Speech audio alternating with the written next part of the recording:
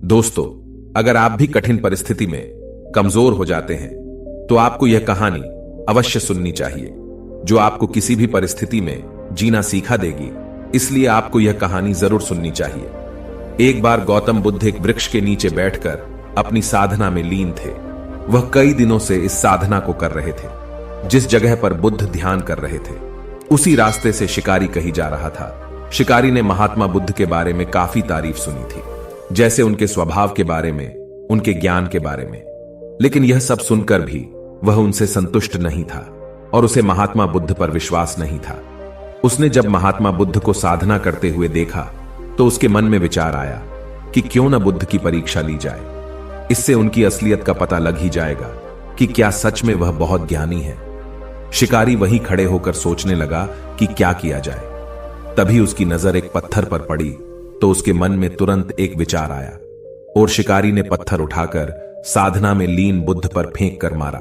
वह पत्थर बहुत जोर से बुद्ध को लगा था, लेकिन उन्होंने कोई प्रतिक्रिया नहीं दी।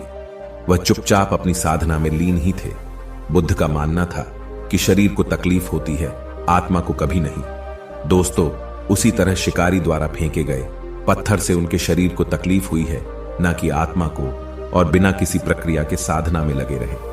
शिकारी कुछ समय तक बुद्ध की तरफ देखता रहा और सोचता रहा कि अब महात्मा बुद्ध कुछ तो प्रतिक्रिया करेंगे। लेकिन महात्मा बुद्ध अपनी साधना में लीन थे। उन्होंने कोई प्रतिक्रिया नहीं की। कुछ देर बाद फिर शिकारी ने पत्थर से बुद्ध को मारा। पत्थर अब की बार महात्मा बुद्ध की आंखों के ऊपर लगा और उस जगह से बहुत तेज रक्त बहने लगा। महात्मा बुद्ध को महसूस हो गया था कि उनके शरीर से रक्त बह रहा है, लेकिन वह तब भी अपने ध्यान से नहीं उठे। यह देखकर वह शिकारी और क्रोधित हो गया। उसे समझ नहीं आ रहा था कि इतनी चोट के बाद भी वह कोई प्रतिक्रिया क्यों नहीं दे रहे हैं। तब उसने और गुस्से में उन्हें एक और पत्थर फेंक कर मारा। अब की बार बुद्ध के शरीर से बहुत ही ज्यादा रक्त बहने लगा था। उन्हें इतनी पीड़ा हो रही थी कि उनकी आंखों से आंसू बह गए थे, लेकिन तब भी उन्होंने साधना नहीं छोड़ी। यह देखकर शिकारी से रहा नहीं गया और वह गौतम बुद्ध के पास गया और बोला, है महात्मा, मुझे आपसे कुछ पूछना है। बुद्ध ने इस बार अपनी आंखें खोली। बुद्ध की आंखों की चमक से ही वह व्यक्ति हैरान था।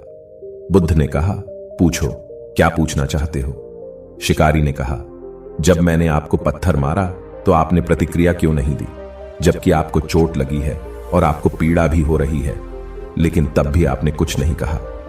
तब महात्मा बुद्ध ने बड़े ही सरलता के साथ कहा, क्योंकि इससे मेरे शरीर को कष्ट हुआ है, मेरे मस्तिष्क को नहीं। यह सुनकर शिकारी अचंभित रह गया। उसने फिर महात्मा बुद्ध से पूछा, तो फिर आपकी आंखों से आंसू क्यों बह रहे हैं? तब इस पर महात्मा बुद्ध ने कहा, तुम्हारे द्वारा किए गए अनुचित कार्य के परिणाम के बारे में मेरा विचार कर रो रही है। तुमने इतना बड़ा पाप किया है, तुम्हें कैसी सजा मिलेगी? मेरे मस्तिष्क में यही विचार आ रहा है। बुद्ध की बातों को सुनकर शिकारी एकदम हैरान हो गया और वह महात्मा बुद्ध के चरणों में गिर गया। शिकारी ने महात्मा बुद्ध से माफी मांगते हुए कहा कि महात्मा, मुझे क्षमा करें।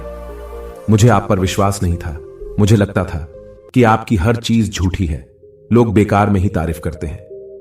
लेकिन मुझे आज यह यकीन हो गया कि आपका ज्ञान सत्य है।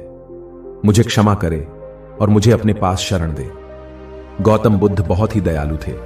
उन्होंने शिकारी से कुछ नहीं कहा और उसे क्षमा कर दिया। बुद्ध ने उसे अपना आशीर्वाद दे दिया।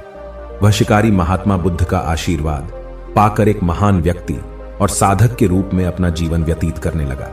मॉरल ऑफ द स्टोरी, दोस्तों, इस कहानी से हमने यह सीखा कि हमें भी अपने शरीर और आत्मा दोनों को मजबूत करना होगा।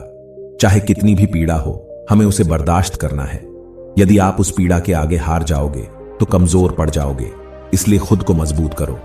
यदि आपने स्वयं को मजबूत कर लिया तो कोई भी आपको किसी भी परिस्थिति में नहीं तोड़ सकता। दोस्तों, आप हमें कमेंट करके जरूर बताएं कि आपको यह कहानी कैसी लगी। ऐसी ही कहानियों को पाने के लिए आप हमारे चैनल को सब्सक्राइब जरूर करें।